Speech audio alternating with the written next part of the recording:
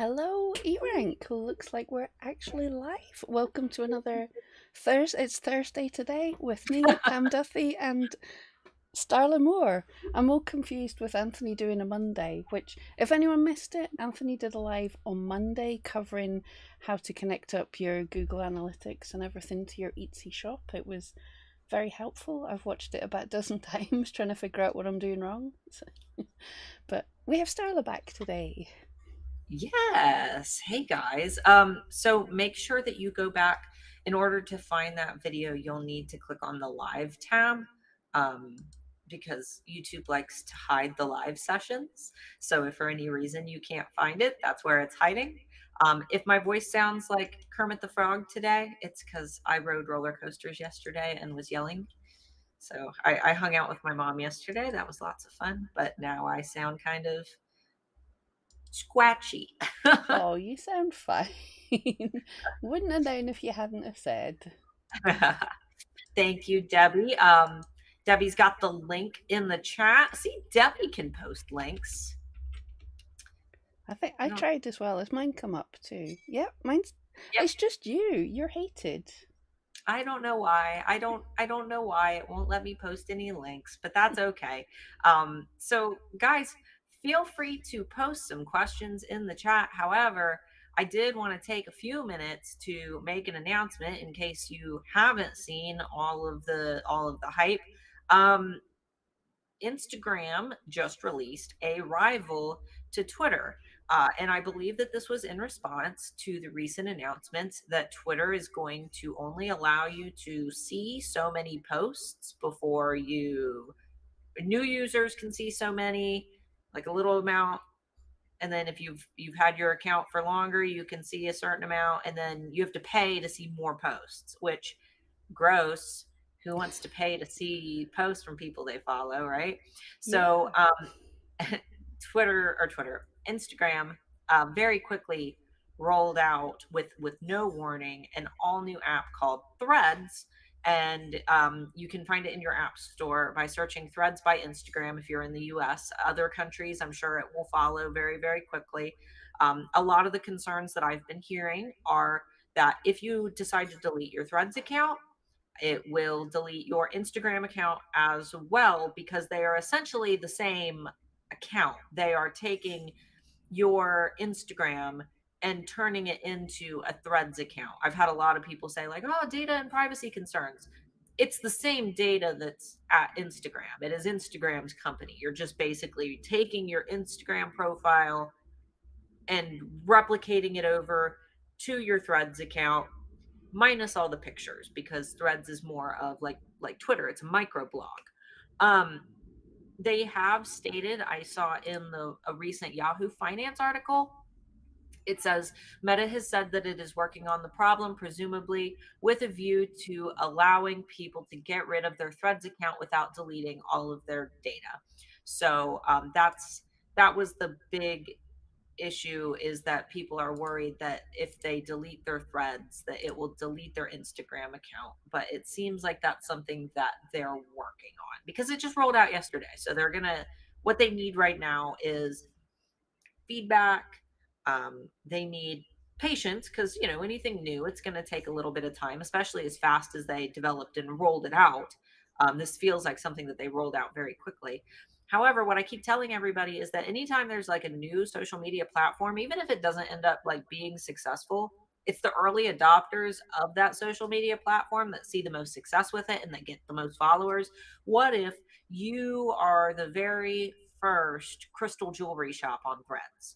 What if you are the very first or one of the first of your niche? And then when a Threads user searches for something like that, you're the account that pops up. So those are all things to consider.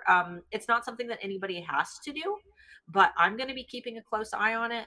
I already created my account and have been having a lot of fun with it, exploring it's very much like Twitter without all the weirdness. You just kind of can make little posts, and you can post links as well.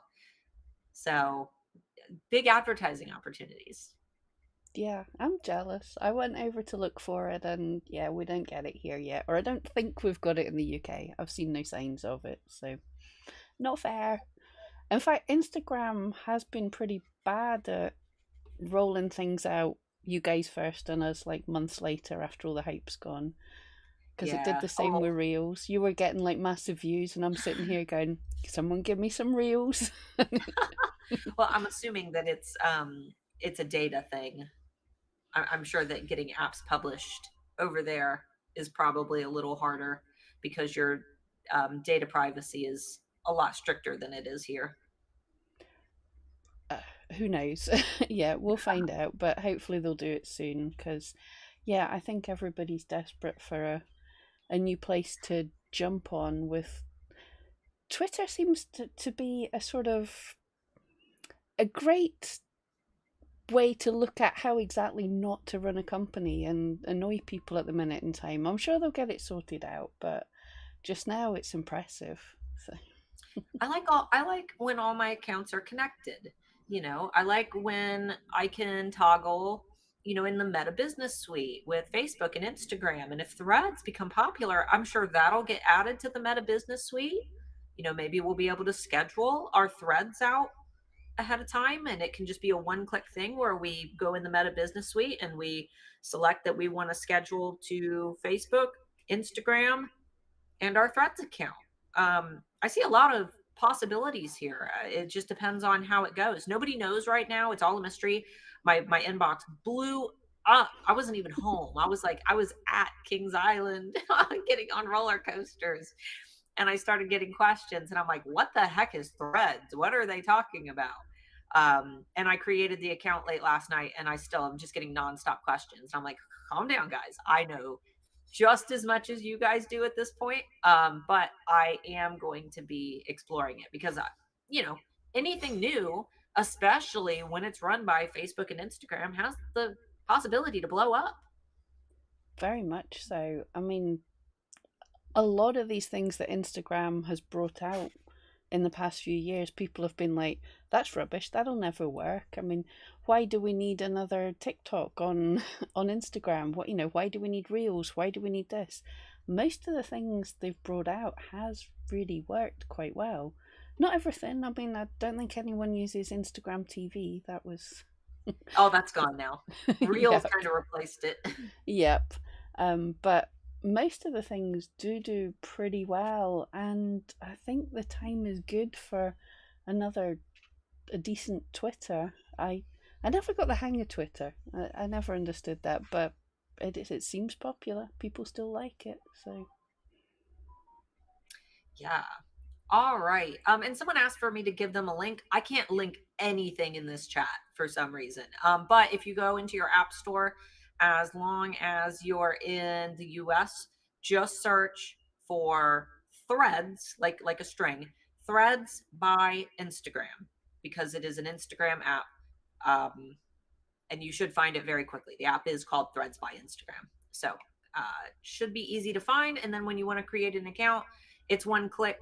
If you've already got an Instagram, it'll just take your Instagram name and bio and your link in bio, and it'll create the account using that. So why am I so blurry? I was gonna say no, you are looking a bit. It's hard to see because my screen's like tiny now. Oh, that's worse. I'm making it worse. All right. Well, I will get on to the first question as I try to get my camera to focus. Usually I can like use my hand and get it to focus Oh in. dear, yeah, your camera hates you tonight. I know it's because it's dark down here.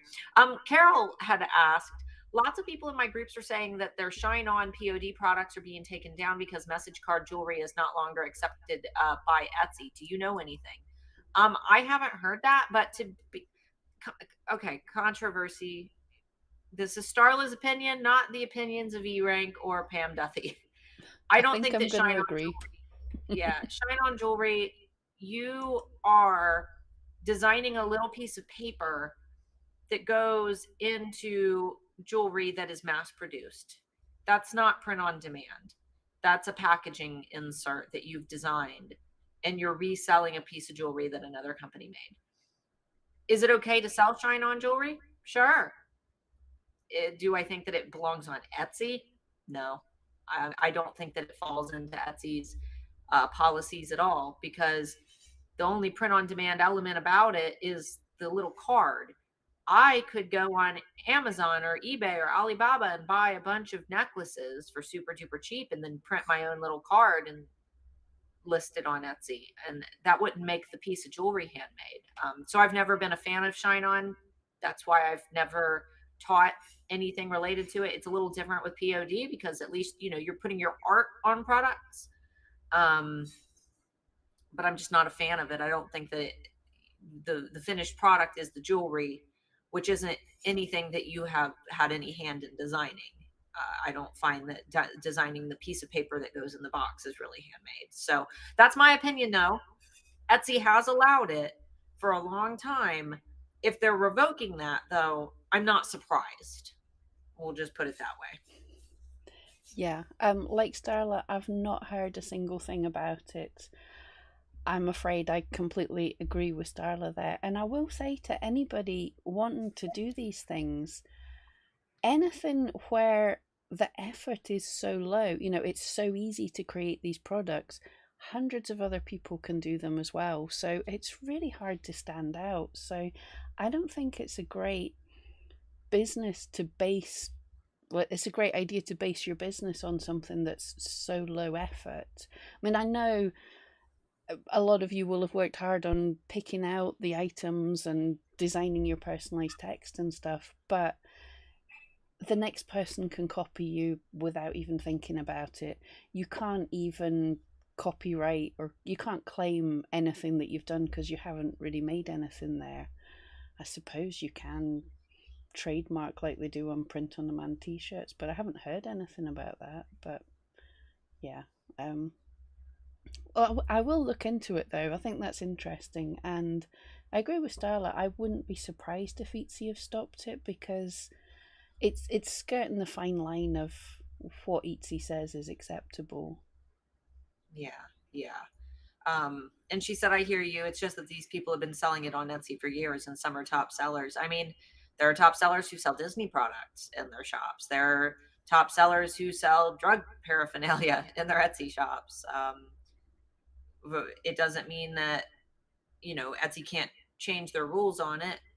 Um, and I would be wary of starting any business model that rides a line like this. And I do understand that it stinks if you've built like your business model on this and it's what you've been making all of your money from. Like I can see how that would be very upsetting, especially if you're like one of the first shine on jewelry shops on Etsy. Like that would probably be really upsetting. I absolutely understand. But at its core, Etsy is not designed for that.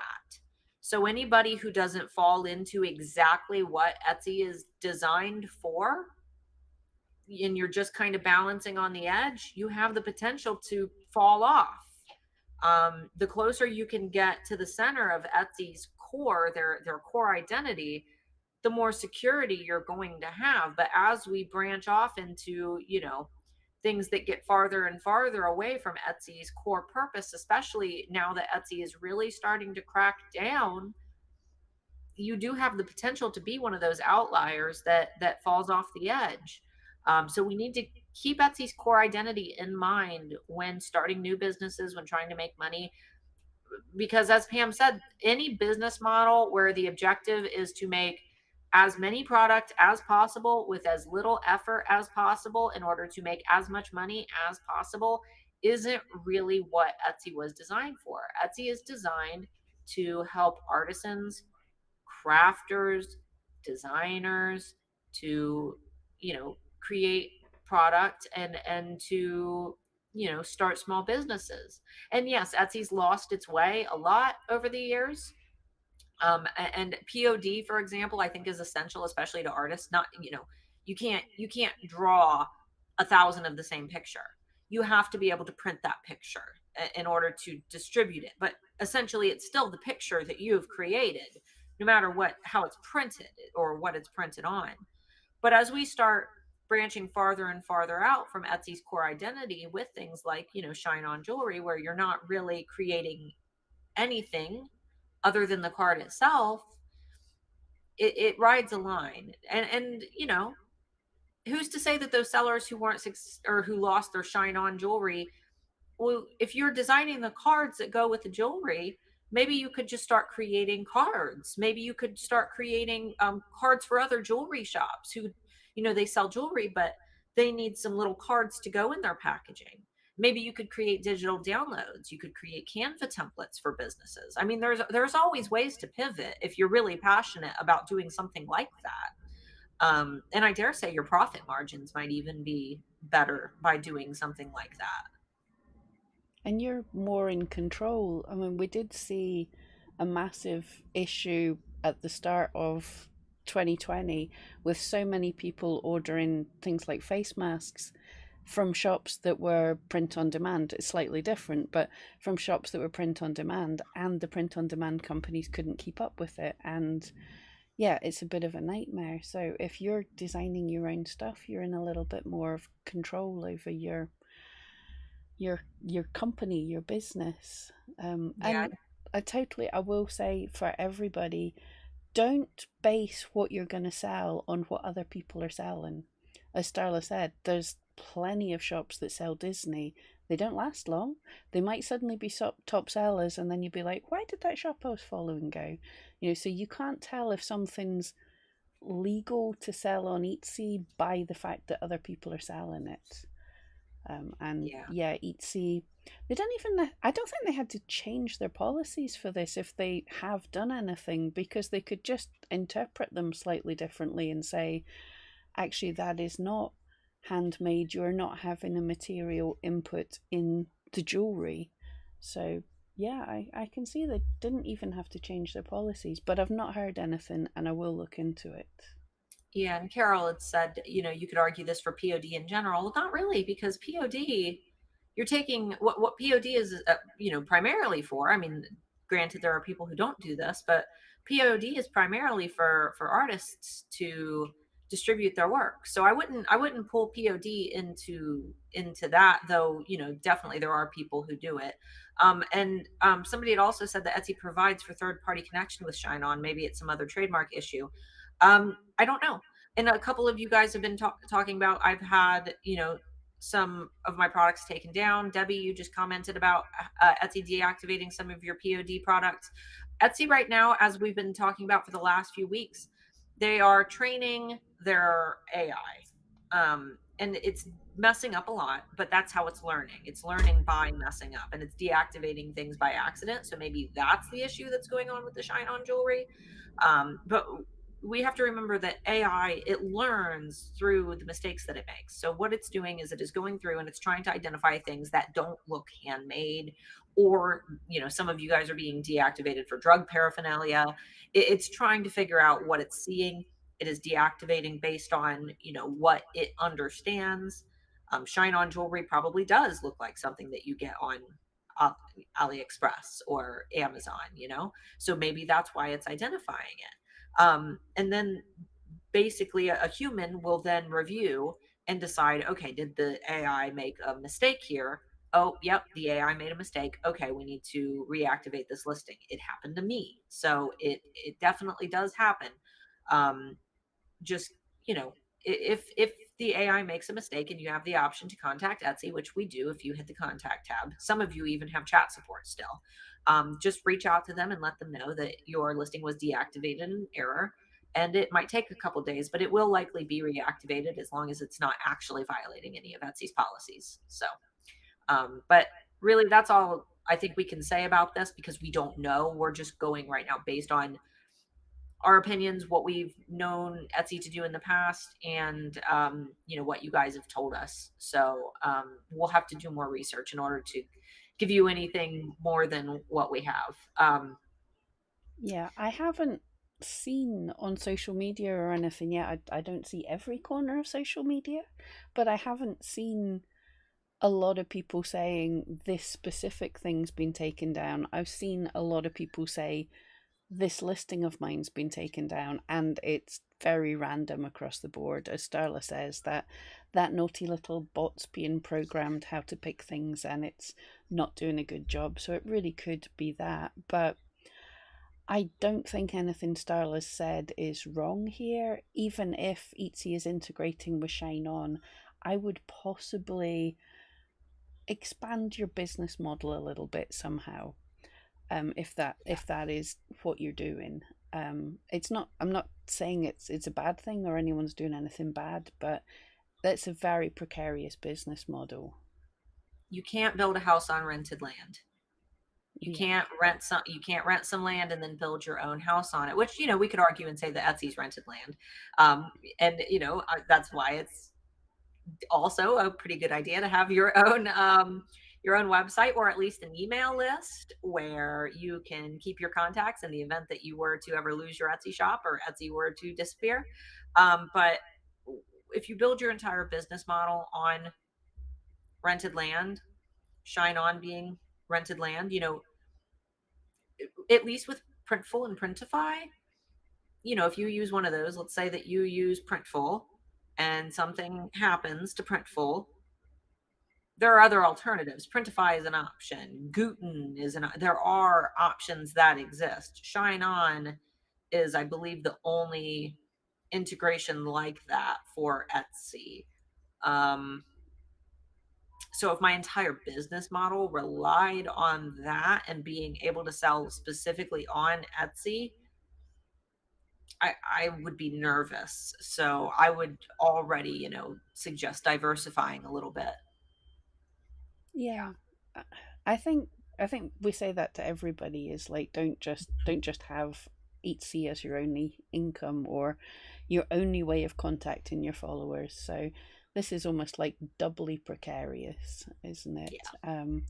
But as Starla said earlier, look at other ways that you can use the skills that you have as well. You obviously, well, I think Carol's saying she's not personally affected, but the people who are doing this Shine On stuff, if you're doing really well on it, you must be doing something really good. Either you're great at marketing or great at SEO or whatever your little personalizations are really good. So, I mean, yeah, people on Etsy actually like to buy labels and stickers and all sorts of things to personalize their own stuff. So that would be a totally legitimate to sell the inserts to people. Yeah. And if you're wanting something easy, you could sell them as Canva templates. That's digital downloads are awesome. That's a great way to, if you have no ability to ship anything or you don't want to have to handle products, that's always an option.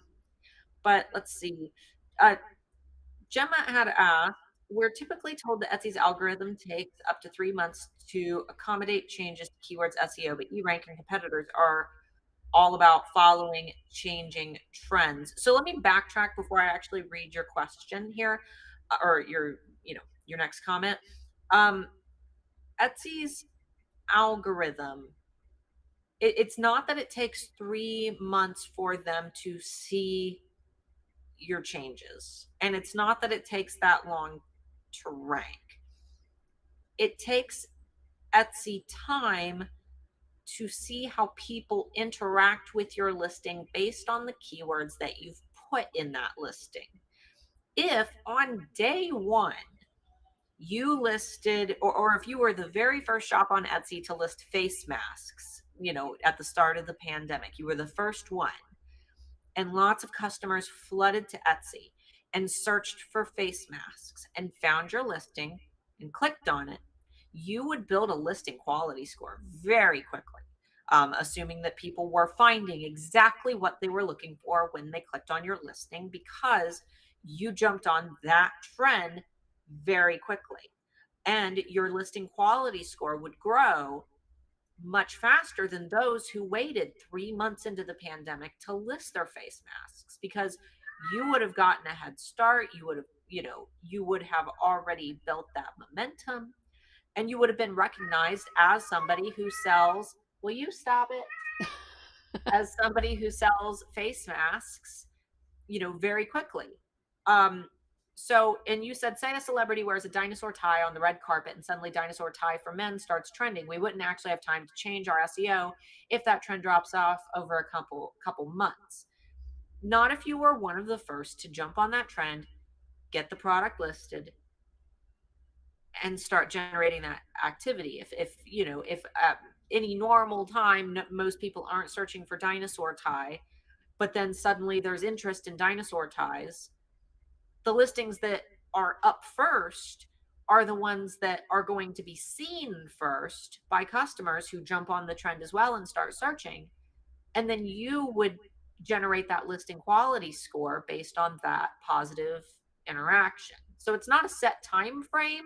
That's why, we say 60 to 90 days, and now I've been trying everywhere to find the source for that. Anthony knows that he's, heard it from Etsy. We just can't remember where they said it. Now we're like scrambling to figure out, like, was it a live stream? Was it in their policies, and they've just kind of changed the wording. I like 60 to 90 regardless, because it is a fantastic measure of time to monitor customer interactions. It is a good rule of thumb. 60 to 90 is a solid amount of time. 1 month, not really enough. You don't have enough time to really see how people interact with things. 60 to 90 is a fantastic amount of time for, you know, to see how customers are going to engage with that listing. And if they engage immediately and are super excited about what you're selling, that sends good signals to Etsy.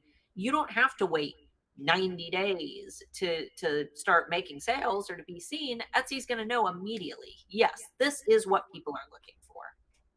Yeah. I said last week I made an item. I was doing a thing on YouTube. I made an item. I said, "Oh, should I list this on Etsy?" I decided to take some pictures and list it on Etsy for funsies to get the screenshot for my video, and it sold before I could get the screenshot. And my shop is super quiet just now. So, yeah, there's nothing. You post something and it's not going to have to wait, but posting it in advance of. Right, if something's just brand new, just taken off, like the Bernie Sanders mittens or face masks or something, post the very second you can. Because for trending things, you really have to be in there first, else you get buried in the mess.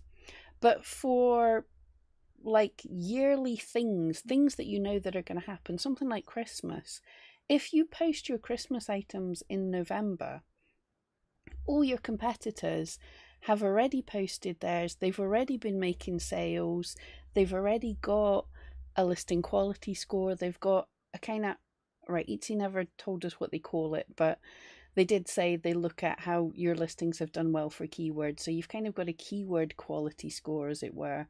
So they're already ranking, and you come in and Etsy goes, yeah, don't really need your stuff because we've already got a winner. So it's better to post your items in advance of these things so you get the actual sales and build up the quality score in advance of the really big holiday.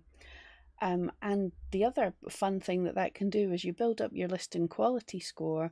It can start to mean that Etsy pushes you for bigger keywords. I've seen this last year with my corgi butt bookmarks. The keywords I was aiming for, I couldn't rank for, but some of the littler ones I started to rank for. And as I sold through them, I suddenly ranked for bigger keywords and bigger keywords. So it sort of gives you, if you have a good listing with a good photograph that people like, gives you a chance to kind of climb up the ranks. But yeah, if there's a brand new trend, just if you're sitting watching and someone wears a dinosaur tie, which they probably will because dinosaur things are still huge. So if you see someone huge wearing a dinosaur tie and you've got a dinosaur tie in your collection, don't even wait for the show to end. List that dinosaur tie. Oh, yeah, absolutely. And she said, so we need to change our SEO right after eRank releases the data for the month prior and keep a close eye on it. Definitely not. I would not go in and change all of your keywords every month just to accommodate um, you know, our data, because that's ultimately not really, that can be a use for it if you've got listings that aren't selling, but at the same time, sometimes it's better to wait it out for the long game with some of these listings. What I'm assuming you mean is like when you're looking at our trend reports and you're seeing top trending keywords or keywords that pop up out of nowhere that get really trendy, like we'll say, the dinosaur tie, for example. That tells you that you should make a dinosaur tie, if you're a tie shop and you see that dinosaur ties are suddenly trending, it's a good indicator that maybe you should make a dinosaur tie, and also make sure that you are using, the keywords that people are searching for, dinosaur tie, in your keywords. But I would not be one of those keyword trend chasers where you change out the keywords in your listings nonstop to accommodate trends. um if for example, we'll say cottage core, because that's one that, Oh, yeah, I hear you. okay, Right. I I'll, don't know I'll what I touched nothing. weird.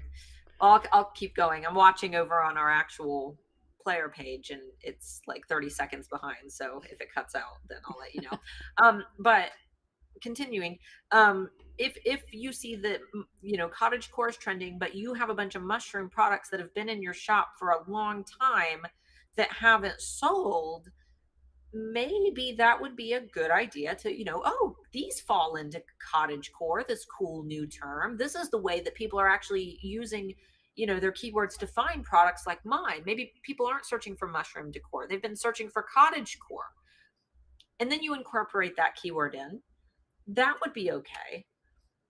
But there are some people who take keyword trends way too literally, and every single month they get excited about eRank's new data so that they can go overhaul all of their tags and titles. And that really misses the point, because what you want is for Etsy to recognize you for something. You want Etsy to know that this is what I want to be known for, this is what I make, I want to be shown in searches for this thing. Because maybe during the summer nobody's searching for, I don't know, gifts for mom. So you go and you change it to gifts for grandma. Maybe everybody wants grandma gifts in the summer. Well, maybe everybody searched for gifts for mom in the winter, and maybe you're only a few months away from really gaining traction for that keyword. Or, maybe you go through and take all the Christmas keywords out of your Christmas decor listings because nobody's searching for Christmas decor, and you start adding other weird keywords like home decor. Well, that's cool, but essentially you want Etsy to know that you want to be known for Christmas decor, right? Even if it's, not Christmas time. Um, Pam, I'm probably not doing the best job of explaining this, so I'm going to pass this to you before I continue rambling anymore. No, you're doing a great job. I think. No, I completely agree there that my some of my best sellers over the years have been items that don't sell for several months in a row, but at their peak times they sell massive amounts. And if I kept trying to jump on different trends with them, I would lose what was just about to come up. So a new listing's 20 cents. So, you can experiment with a new listing. So, yeah, the trend reports for most of it, if you have an absolutely massive shop that is capable of jumping on all these new trends, most of us don't. We have littler shops.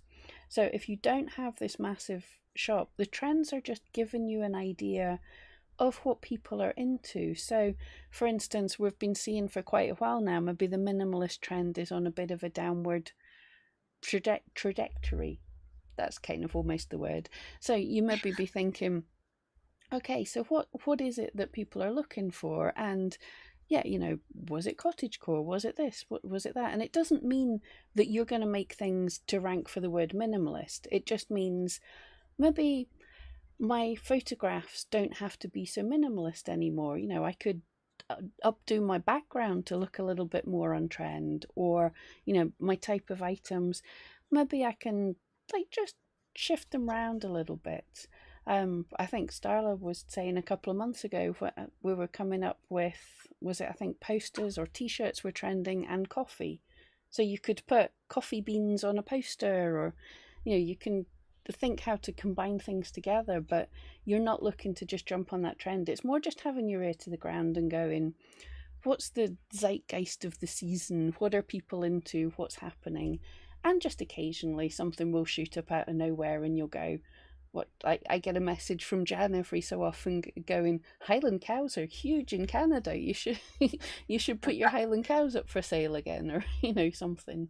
It might be something that you've been selling in the past that you've given a rest for a little while. It's like, oh, hang on, I've got one of them. Let's list it.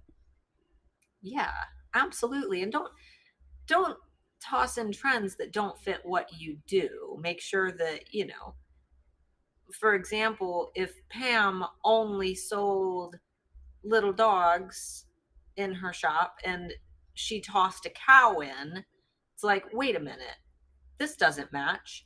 I don't follow Pam to buy cows. I follow Pam because Pam is all about dogs.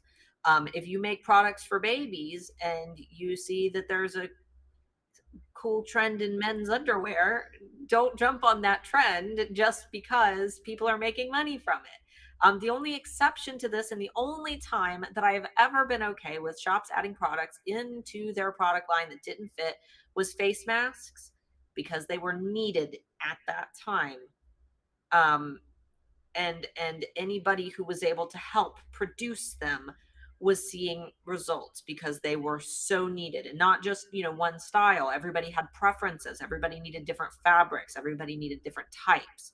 So the fact that there were a lot of different people making them, even if that's not necessarily what they or specialized in, that was one of those really cool things where the whole world got together, or all the Etsy sellers got together and helped, even if it wasn't what they were known for. And that was okay. But now, we're also seeing the shops that started just to make masks are obviously not doing very well, and they're having to think of other things. So even the biggest trends that are out of necessity do have the potential to go away. So it's important to keep those things in mind. And even Anna just said, I just saw the other day that cottage core is downtrending while dark cottage core is on the up. And the great thing about using those terms is you're still going to rank for cottage core. If you put dark cottage core is still in there. So you're Dark still cottage core matching. sounds cool. Yeah. Yeah. Dark cottage core and pastel cottage core. There's always a dark and light, Well, right? that is Etsy just picked up on this year. But we've been talking about it forever. They're saying it's duality. I called it like the rule of opposites, where you have dark and you have pastel. Yeah. Whatever there is, there's a complete opposite in the trends just now. It's so weird. Yeah, they've got the mermaid, all the mermaid stuff, mermaid core. That would be fun, doing pastel pretty mermaids, and then doing super like gothy dark Oh yeah, that mermaids. sounds so fun. Yes. Yeah. Woodcrafter in your pocket said, should you use Etsy ads right away on new listings or wait for 60 days? Um, so it's a personal preference. However, I don't think that either of those things are necessarily right. There's no should I do either of these, because there's no benefit to doing either of those.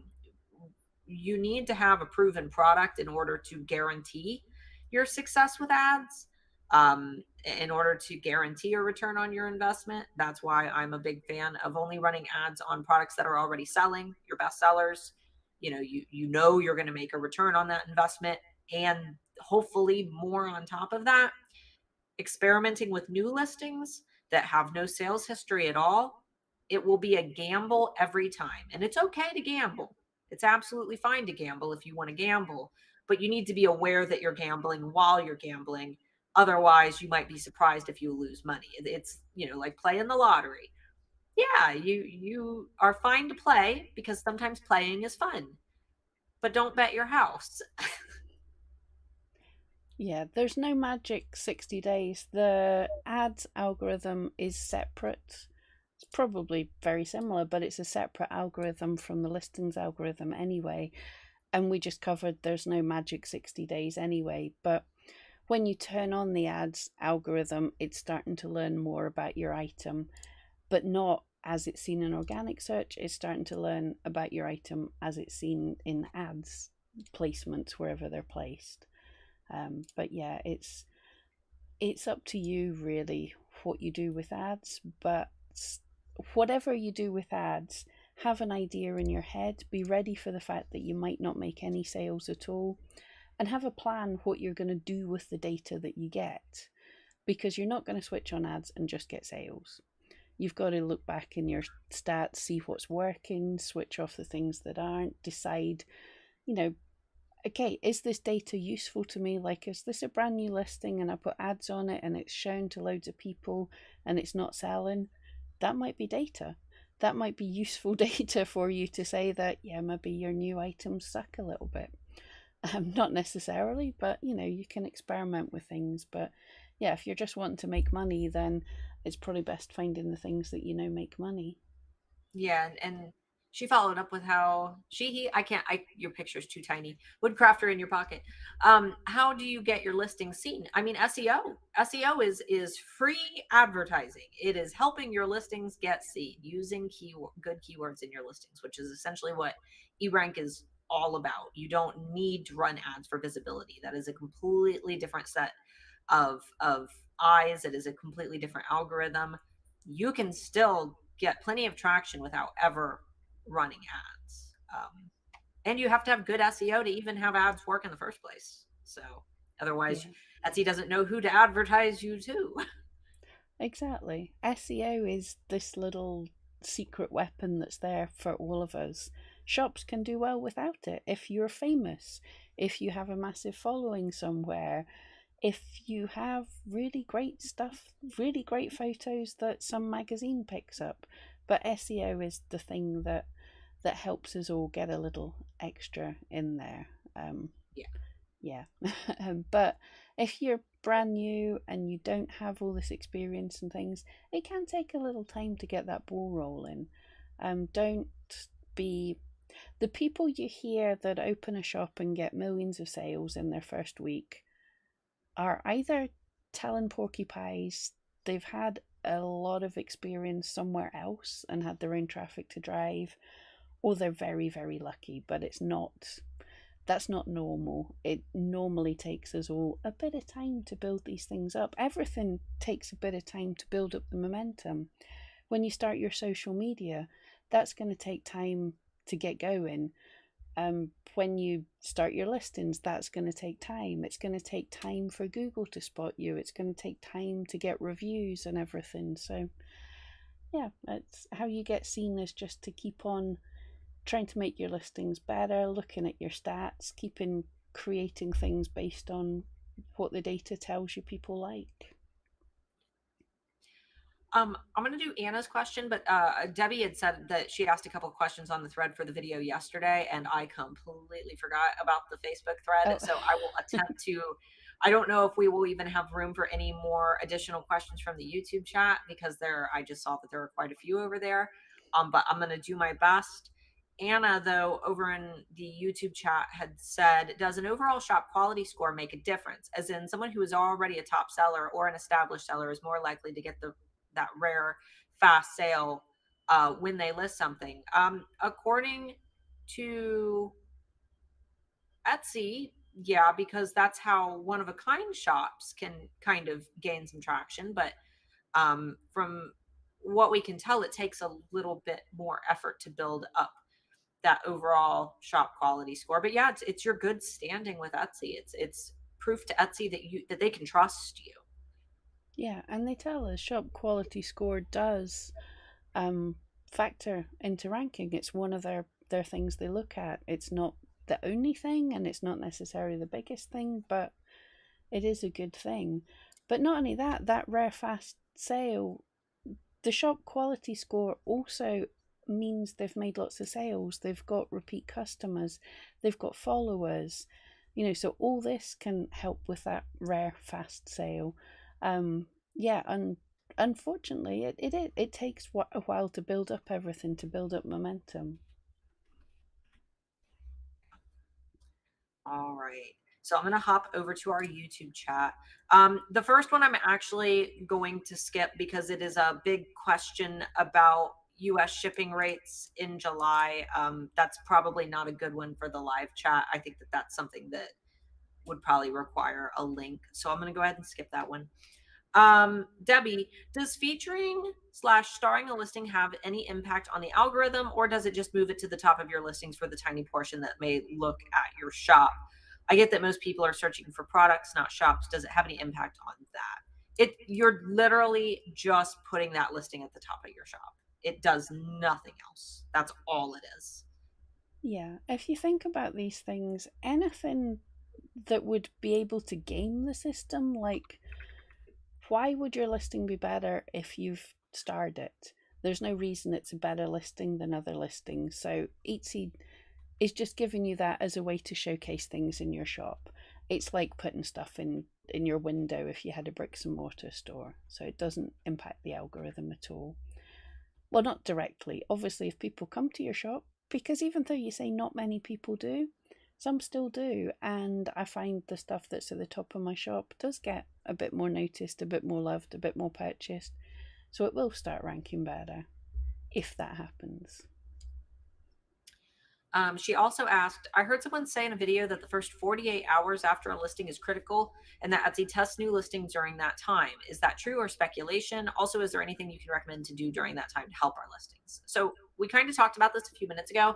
48 hours is not there's no set magical time frame. I mean, if you were to get a ton of activity within 48 hours, yes, that would be very helpful to your listing if it was positive activity.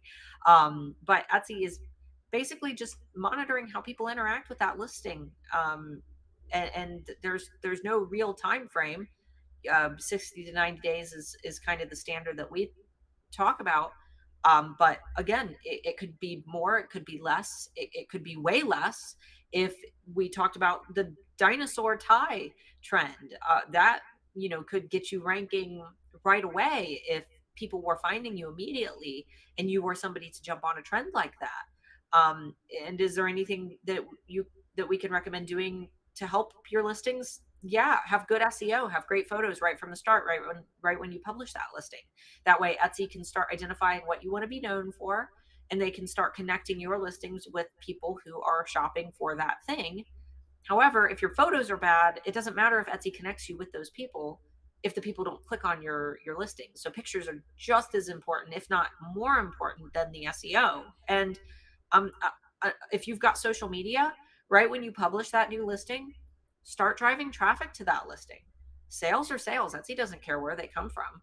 If Etsy identifies that, wow, everybody is buying this listing because you posted that listing on your Instagram account, Etsy's just going to identify that people really love what you're selling and they're going to want to show it to more people. So, yeah, there's a lot that you can do, but first 48 hours, I mean, it's hard to get activity in the first 48 hours. Yeah. That would be very stressful if that was my goal. I would be Yeah. very scared all the I time. I think that advice might be a mix up of two different things. The first thing is Etsy does say a new listing gets a boost in search. And it does that so they can understand what it's all about. So your keywords or the keywords it thinks your item's relevant for, they'll show it a little bit higher so they can see how customers respond when they see it. That's not for 48 hours.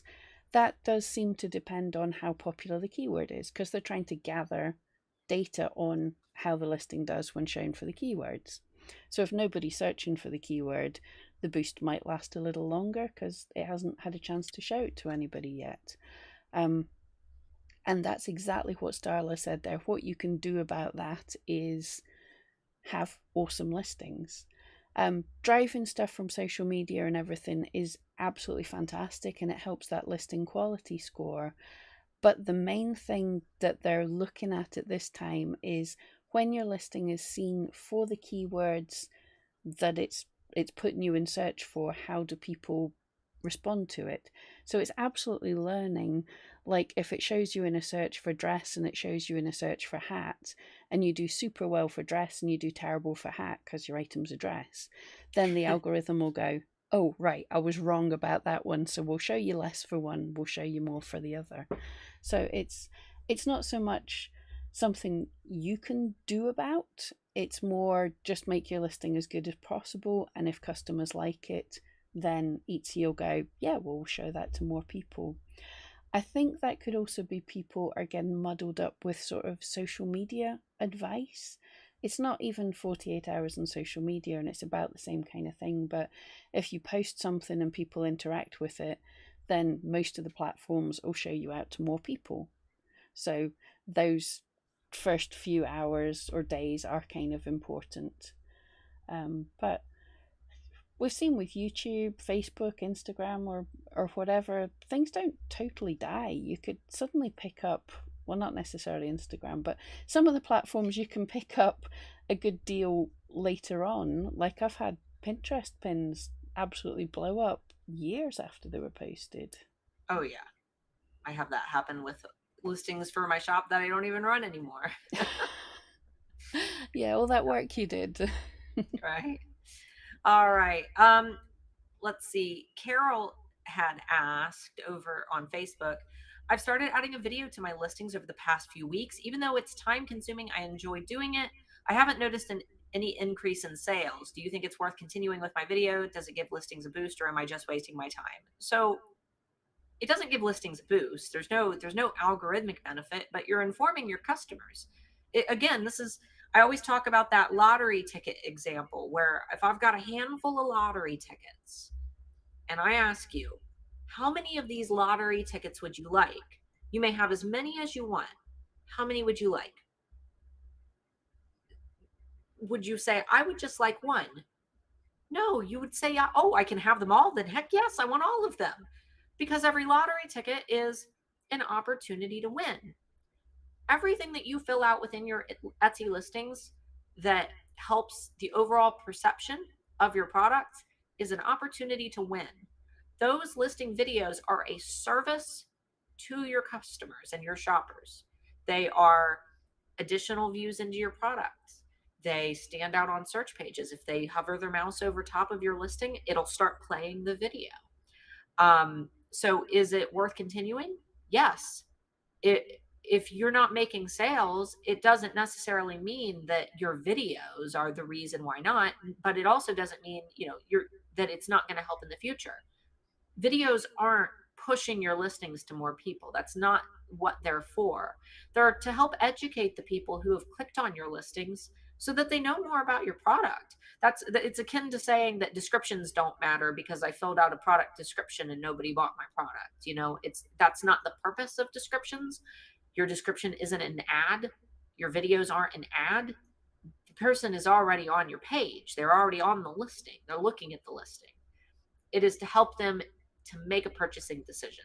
The things that you want to use in order to really attract people to your listings in the first place, to advertise your listings, as Pam and I said previously, your SEO and your photos, your first photo, primarily your thumbnail. But yeah, I definitely would not stop because you're not wasting your time. You're doing a great service to your customers. Yeah, and you said you're enjoying it, so if you're Yeah, enjoying something, that's a good reason to do it. If you're enjoying it, there is loads of places you can repurpose videos to. Like, get them on TikTok, get them on YouTube, get them on Instagram. If you're enjoying making Pinterest. them anyway, get doing that. Um, and yeah, making making and putting a video on your listing doesn't increase your rank. The algorithm doesn't go, oh, there's another box checked, we'll rank this a little bit higher. But what it does, if you imagine you were in a jewelry store and you're walking through a jewelry store and you see an item, you see an item, you see an item, and then suddenly there's one on a turntable and it's moving and it's twinkling and you stop and you look at it. Why do you think they put an item on a turntable? Because the one that stops and catches your eye and you spend time in front of, you're more likely to buy. So if you're in a listing, if someone goes into a listing and goes, yeah, yeah, pretty pictures, goes to the next, yeah, yeah, pretty pictures, goes to the next, oh, video, and spends 10 seconds longer in your listing, they're maybe 1% more likely to buy. But that 1% adds up. Just stopping people and keeping them there a tiny bit longer makes them more likely to buy. Yeah. And it's the same with filling out all 10 of your listing photos. It's not that photos, Etsy gives a magical algorithmic benefit for every photo you upload. No, you're keeping someone on that listing for longer.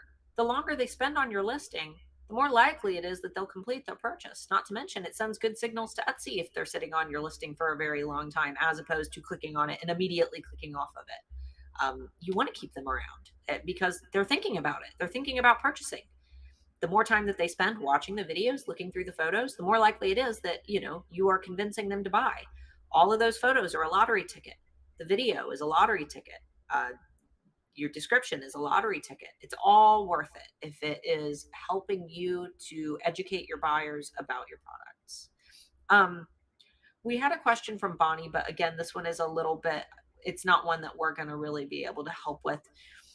Um, she said that basically the shipping date for her products on her computer is different than the Etsy seller app, and Etsy is saying that they should be the same. Bonnie, it really sounds like you need to continue communicating with Etsy, because unfortunately there's nothing that we're going to be able to do to help you with this. This sounds like an Etsy bug. Just continue, send them screenshots and show them, because if they're saying no, it's the same, you need to show them that it's not. Yeah, that's an Etsy issue. But I have seen a lot in the Facebook group, people talking about shipping times and stuff. Give yourself wiggle room. I know Etsy put up a thing in your shop saying if you set faster processing times, more people might buy. That's just a generic thing they send out. If it takes you a day to ship things, give yourself 2 to 3 days, because things happen. And also bear in mind weekends and stuff. Etsy isn't always good at knowing about weekends and holidays. So give yourself wiggle room with Yeah. those things. And then even if Etsy makes a mistake and says you should be shipping it today or yesterday, on two different things, then you won't be hurt because you've given yourself an extra day or two. Yeah. All right. So we've got about 2 minutes and we've got 2 questions left over on YouTube. So we'll power through those, but we probably won't be able to get in any more after that. Mass Tech Labs asked, I watched your video the other day saying to stop repeating words in your titles. Is that also true for repeating words in tags? Are you referring to my video or Pam's video? Pam, did you make a video on that? We have It a might, video on this channel. We have a few videos that I haven't made anything recently myself. it might have been my SEO. I made a mistakes video. So I never said to stop repeating words in your title. Well, maybe I did, but there's a lot more context in that video. I'm assuming I've covered this in several videos. You don't need to repeat words in your titles or your tags that you're not trying to exact match for. Exact matches are going to be stronger. So if you find an awesome keyword, it is just wow, great searches, low competition, awesome click through rates, and you want to go ahead and repeat the word, I don't know, necklace, even though you already have the word necklace in your title, but you want to try for this amazing keyword combination, sure, why not? But it's not necessary to make every single keyword in your title silver necklace, necklace for women, birthstone necklace, crystal necklace. You don't have to say necklace, necklace, necklace every single time, because it's not really necessary. And the same goes for your tags. You can fit more words into your tags. If you've got some exact matches you want to hit, sure, that's fine. But you don't have to add necklace to every single tag. If you're trying to rank for silver necklace, for example, maybe you have a tag that is silver necklace, and your next tag is birthstone jewelry, gift for mom. There's a lot of different variety that you can get in there. Yeah, that's that's it exactly. You don't need to stuff in the same thing. Etsy recommends, and it does make sense, to pick yourself for each listing, have somewhere between 2 and 4 superstar keywords that you're wanting to exact match for. And then everything else can be a broad match, which just means all the words are there. So if you've already said necklace twice, your next bit, whatever you're saying, doesn't have to say necklace again. It can say jewelry, it can say different words, and Etsy will still mix and match. And then in your next listing, because we should be making things that are related to each other, in your next listing, you can do whatever your broad matches were, you can make them your superstar keywords and sprinkle in the extra words at the end of titles and tags. Well, make your titles make sense, but your tags don't even have to make sense. The tag number 13 can just be a random jumble of words, like mom, sister, aunt, or something. Mine always is a random jungle.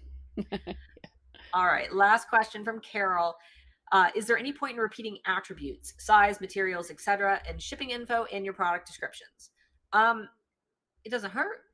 Customers, if Yeah, they're looking at your descriptions, like they're clearly looking for more information. They're trying to learn more about your products. Most people don't read descriptions, but if they are, they're very interested in buying.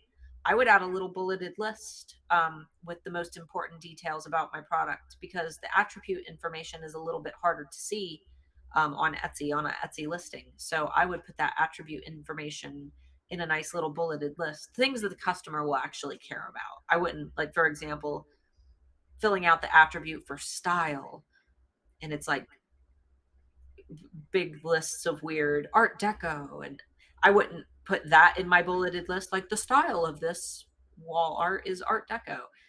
Somebody looking for art deco will know what they're looking at, or maybe you've already added that into your keywords. But I would definitely put the most important things: size.